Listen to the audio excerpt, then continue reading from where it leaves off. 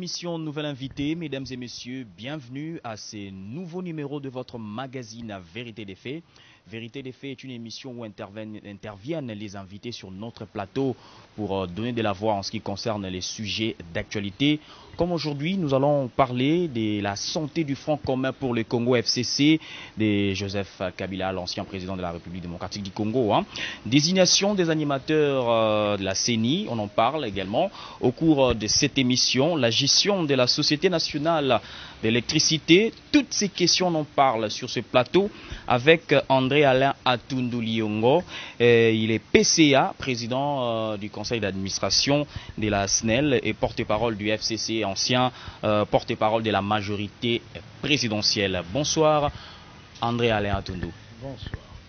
Voilà, André Alain Atundu, qu'est devenu aujourd'hui le Front commun pour le Congo FCC après avoir été renversé au sein des institutions?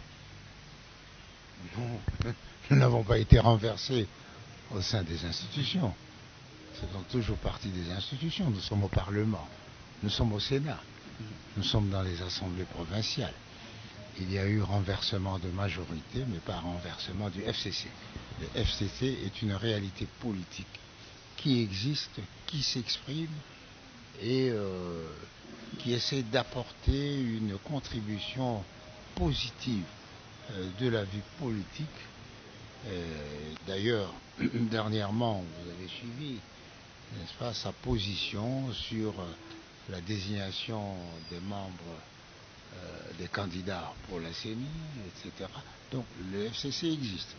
Et d'ailleurs, elle est en train de mener une réflexion profonde au niveau du comité de crise pour faire un aggiornamento du FCC.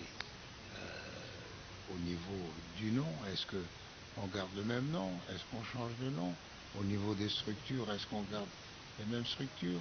Les animateurs qui sont les plus à même de faire face aux réalités présentes, etc., etc.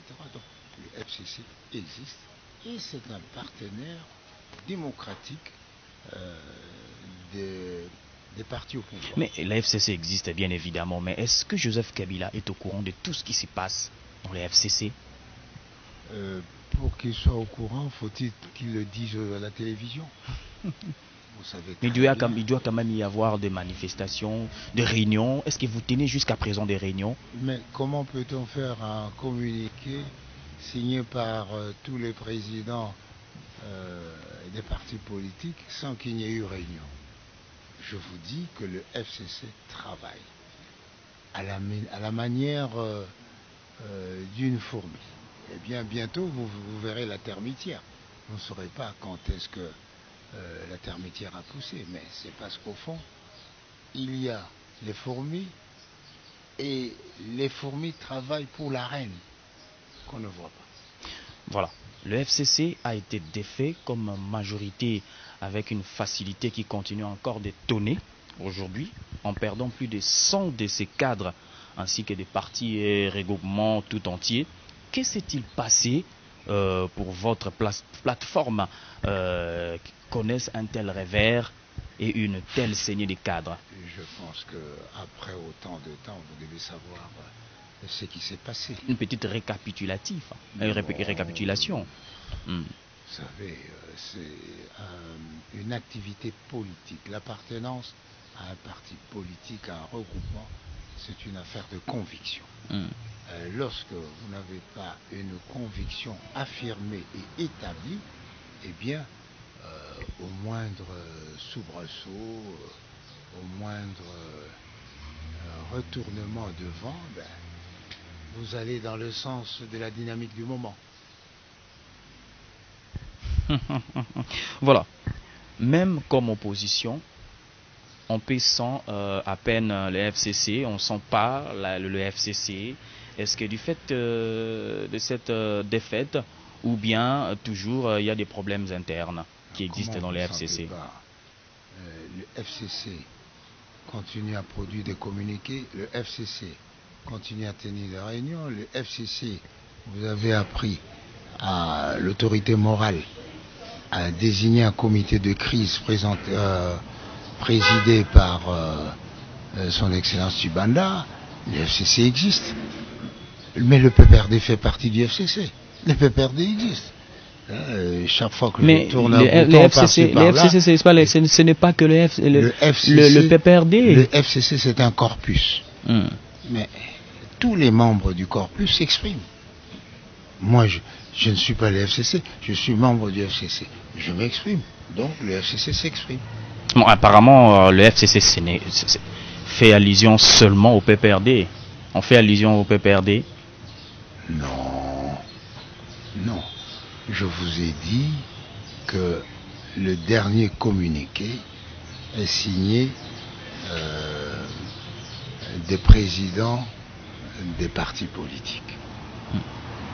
Il y a un comité de crise qui travaille.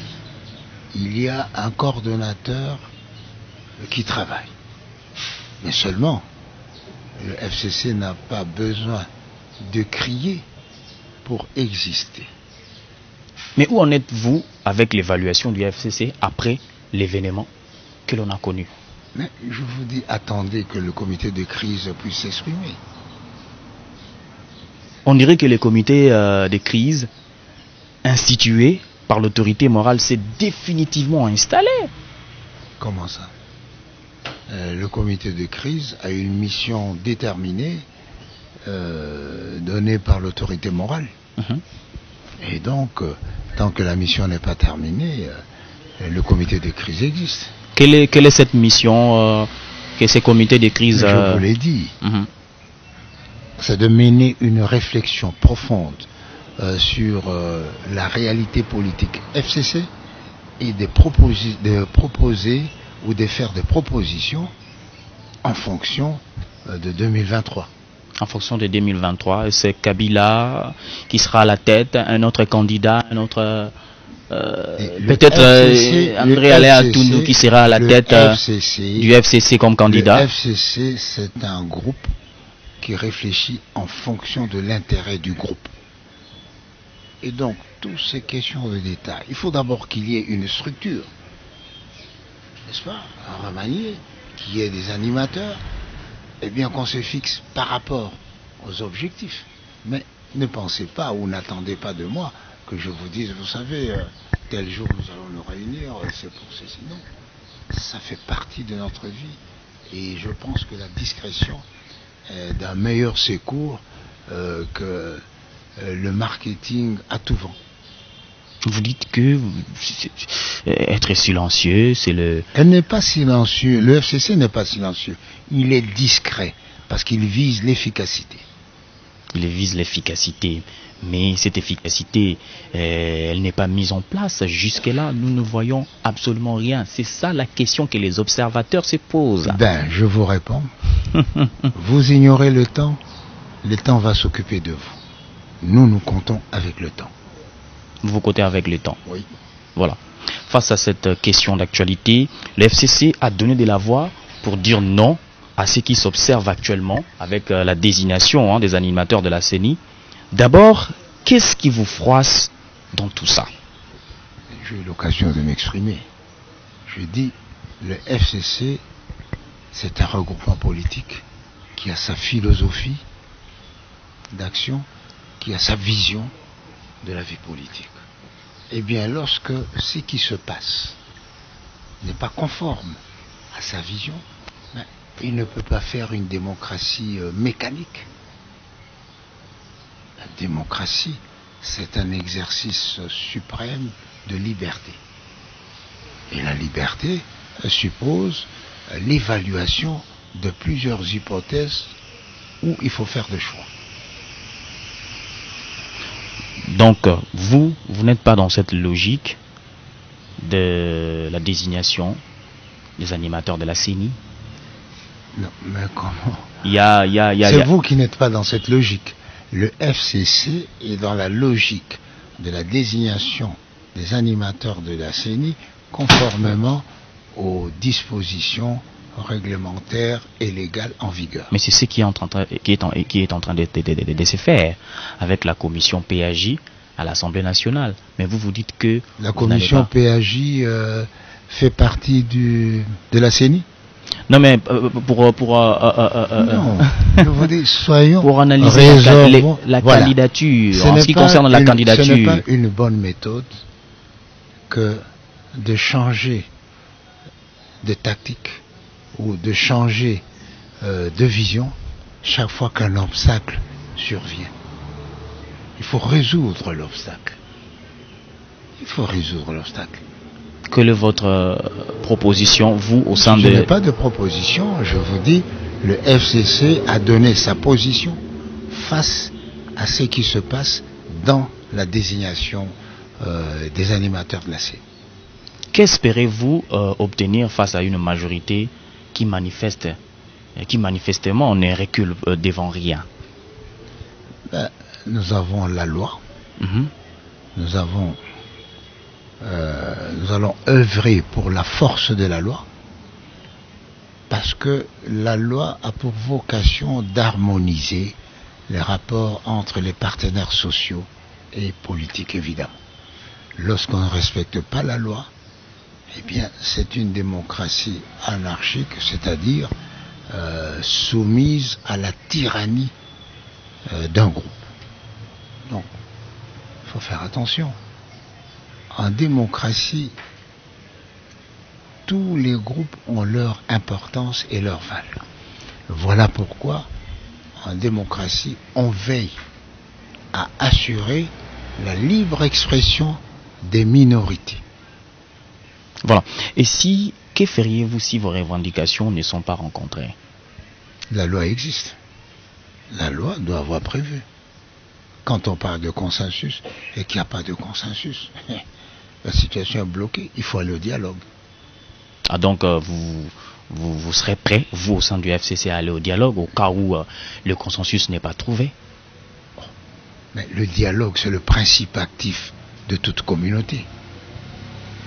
Si vous n'êtes pas capable de dialoguer, vous cherchez la mort de la communauté.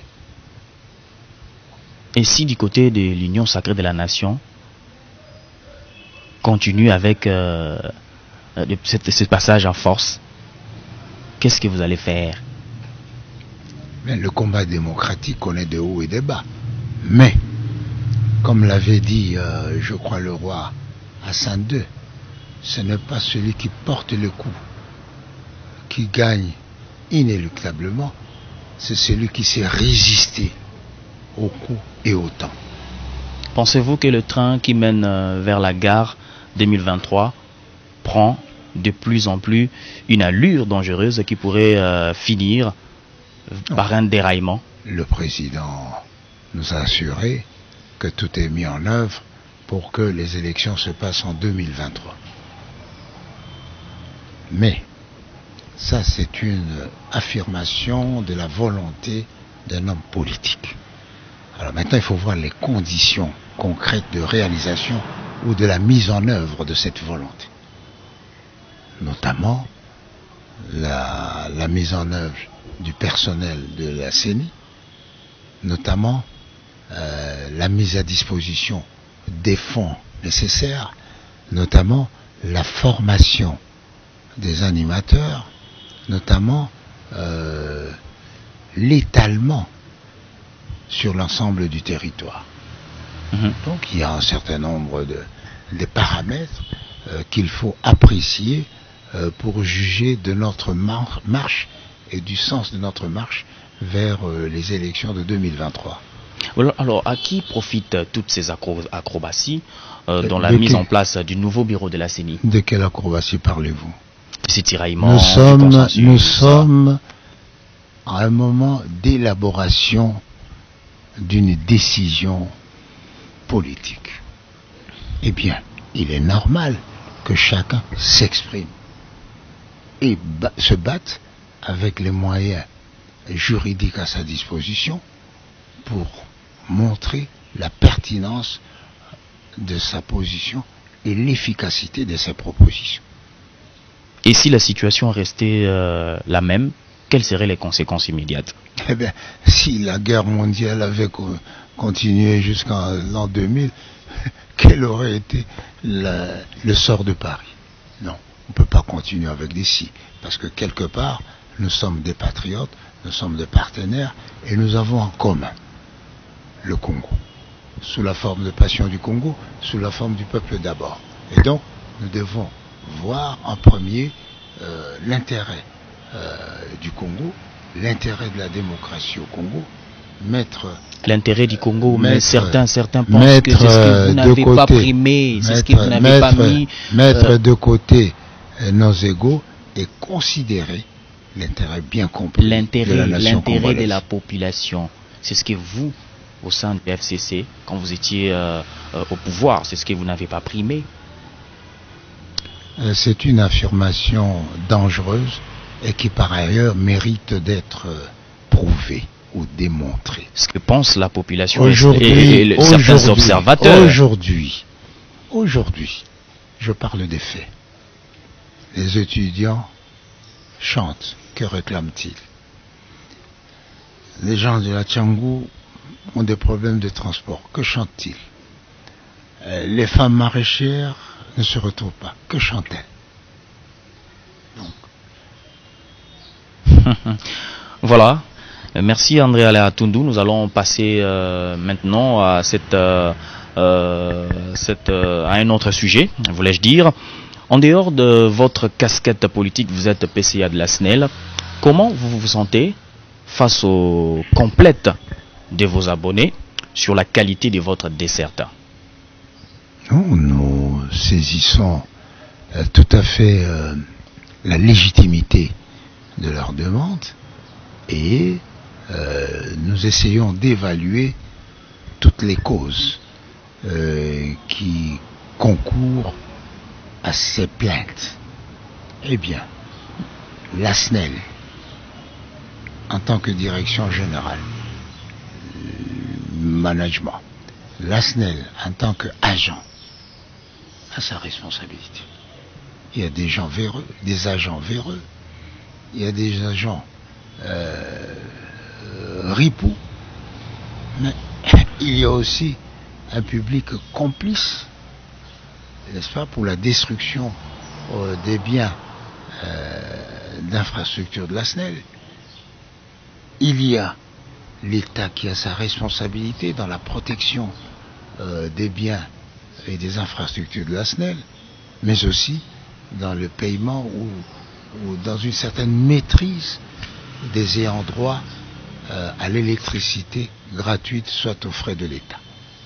Donc voilà un peu la situation où nous nous trouvons aujourd'hui. Mais dans tous les cas, nous essayons d'améliorer la desserte en électricité de nos populations.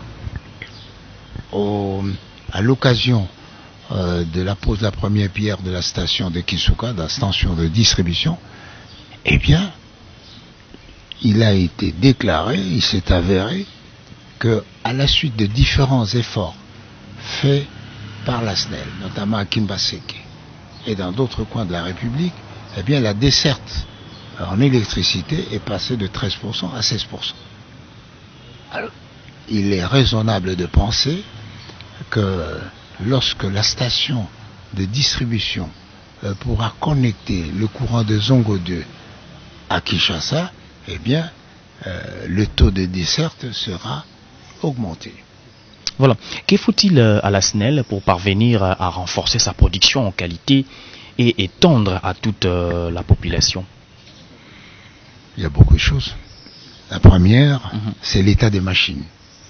Il faut entretenir les machines. Ça date de l'époque coloniale. Non, il ne date pas de l'époque coloniale. D'autres machines? Oui, mais si vous parlez de Modingusha, eh bien, le barrage de Modingusha vient d'être modernisé. Oui. Eh bien, si vous parlez d'un Zilo, la même chose.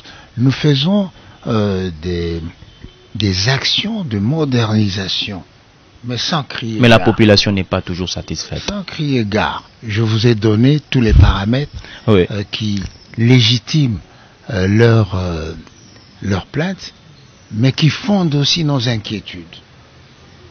Donc c'est partagé.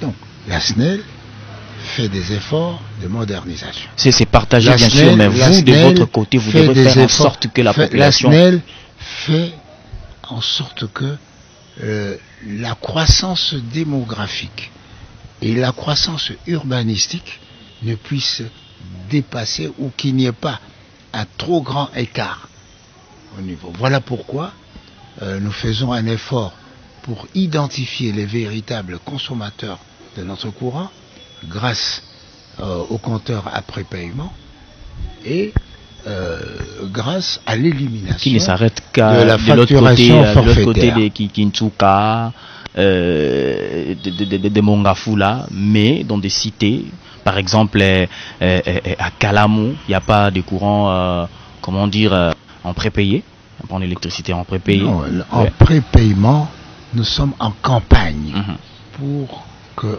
l'idéal... Quand est-ce que ça va arriver à Makala, à Boumou? Il y en a. Nous avons choisi quelques sites et puis nous continuons. C'est une opération de longue haleine.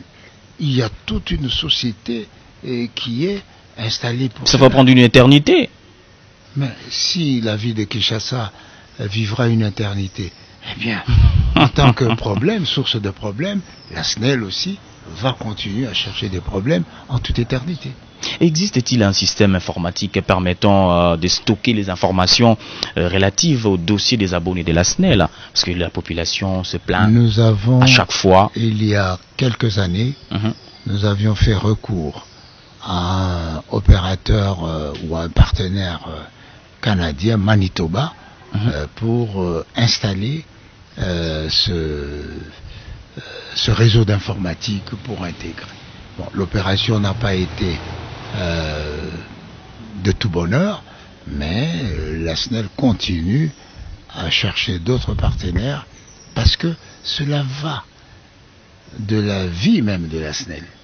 Si, à l'époque de la vitesse d'information, si vous n'êtes pas connecté et que vous devez compter sur les voyages ou les visites sur le site, la conséquence est que nous n'avons pas réussi vraiment à présenter des états financiers complets parce que, à cause du Covid, eh bien, les agents ne pouvaient pas aller n'importe où, ou bien ils étaient bloqués, on ne pouvait pas transmettre. Nous tirons les leçons de tout cela. Voilà pourquoi un effort particulier, je dirais même qu'une réflexion particulière est menée pour qu'on trouve à chaque étape de notre vie une solution idoine. Mais la SNEL, ce n'est qu'une partie de la vie congolaise. L'urbanisation de la ville intervient aussi dans certaines contre-performances de la vie. L'indiscipline civique intervient. Lorsque vous vous branchez allègrement, avec ou sans la complicité des agents de la SNEL, à soutirer frauduleusement le courant. Mais parce qu'il y a délestage, à chaque fois il y a délestage. Il n'y a pas de parce qu'un vol est un vol. À chaque fois il y a délestage. Un vol, c'est un vol. Nulle part dans la Constitution, dans nos lois, il est dit... Il faudrait aussi chercher à réparer le délestage pour qu'il n'y ait pas de vol. Écoutez, si vous avez du temps, allez à Inga, allez à Modingusha, allez à Nzilo, allez à Zongo, allez partout où nous sommes, à Ruzizi et tout ça. Vous verrez que la SNEL n'a pas baissé les bras.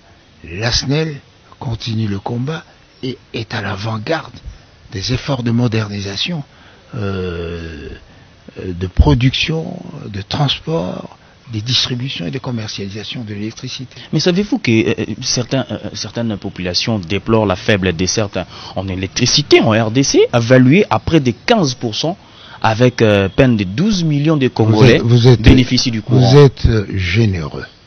Vous êtes généreux, vous parlez de 15%, mais je vous ai dit que nous étions à 12, 13, et le conseiller principal du chef de l'État, après une évaluation des efforts de la SNEL, eh bien, on est arrivé à la conclusion que nous avons eu 3% de plus.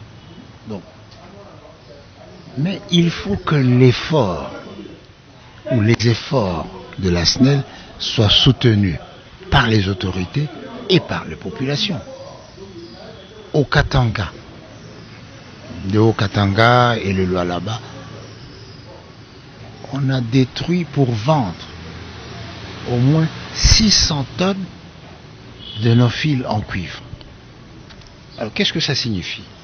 Ça signifie que nous avons perdu tous les travaux, tous les frais que nous avions engagés pour ces 600 tonnes.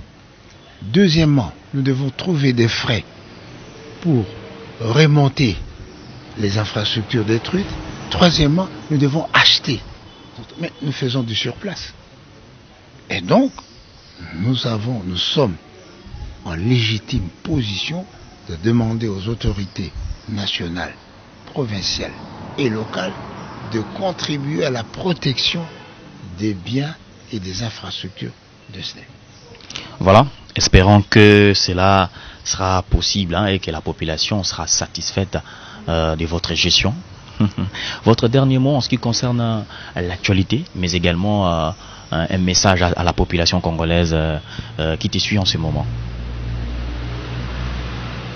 Bon, concernant la politique en général, nous devons faire confiance aux lois que nous avons établies nous-mêmes, faire un effort pour les appliquer. Là où elles deviennent obsolètes ou inapplicables, il faut se réunir, soit à travers les organes compétents, soit à travers le dialogue pour adapter la nouvelle situation, pour s'adapter à la nouvelle situation. Alors, sur le plan de la SNEL, parce que c'est quand même important, la SNEL fait partie des engagements du chef de l'État à améliorer le confort du Congolais. Ça fait partie du social. Non seulement ça, mais même du sécuritaire. Voilà. Si aujourd'hui vous avez un blackout à Kinshasa, eh bien, il y aura beaucoup plus de Koulouna et le matin, on risque de se retrouver avec une cité dévastée. Donc, ça c'est un aspect important. L'aspect sécuritaire. L'aspect des saignées financières. Si, au lieu d'améliorer nos infrastructures, de continuer l'effort, et que nous sommes tout le temps à reprendre les mêmes choses parce que ça a été détruit, bien, ça n'ira pas. Si nous détruisons nous-mêmes l'image de crédibilité ou l'image de notre pays ou de la SNEL, eh bien, la crédibilité du chef de l'État va s'en ressentir. Voilà pourquoi, au niveau de la SNEL, mais dans le chef de la population, la crédibilité de la SNEL n'y est plus. Ah, c'est vous qui le dites. Allez donc demander aux gens de... J'ai fait partie de cette population. J'ai fait partie de cette population. Moi aussi, moi, je fais partie de la population et même je suis responsable. Donc je peux dire que là, ça fait 2 semaines que je suis dans le noir. Allez à Kinshasa, à Kimbaseke, demandez à cette partie de la République s'ils n'ont pas du courant stable. Je suis dans le noir. Il faut, mais vous êtes dans le noir, pourquoi? Est-ce par la faute de la SNEL? Est-ce par la faute de l'urbanisation? Est-ce par la faute des resquilleurs? Mais il faut savoir pourquoi. Ne jetez pas la première pierre à la SNEL parce que pour vous dédouaner. Non. Mais c'est elle la société qui nous fournit le courant. Je vous ai expliqué les causes. Le comportement incivique des citoyens participe des malheurs de la SNEL. L'incapacité du gouvernement à honorer toutes les factures des ayants droit participe de ce malheur. Les agents véreux de la SNEL, avec la complicité de la population, participent de ce malheur. Mais ceci ne nous décourage pas. Nous faisons des efforts pour qu'à tout moment, Lorsque le chef de l'État nous demande de le soutenir, nous nous exprimons. Lorsque la population pleure, nous essayons de trouver le moyen. Un exemple, à la fin de l'année passée, je crois, vers octobre, sachant que au mois de décembre, il y a un grand appel d'électricité à cause des festivités de fin d'année, etc. Et cette période est sensible. Eh bien, nous avons fait tous les efforts pour que les festivités de fin d'année, et même au-delà, se passent sans qu'il y ait non seulement délestage, mais surtout pas des interruptions intempestives. Eh bien, nous avons réussi le pari grâce à nos ingénieurs de INGA dont vous ne remarquez pas assez le mérite. Ce sont des jeunes gens qui passent des nuits blanches pour que vous soyez dans la lumière. Voilà. Il faut être honnête et reconnaître les sacrifices de ces gens-là qui travaillent avec les moyens de bord, souvent pour un effort méconnu. Voilà. Merci André Alain Atundou. Je rappelle que vous êtes président du conseil d'administration de la Société nationale d'électricité. Merci d'avoir répondu à toutes nos questions. Je vous en prie, j'espère avoir contribué à éclairer tant soit peu l'opinion sur la situation, sur certains aspects perceptibles de la situation de la SNEL.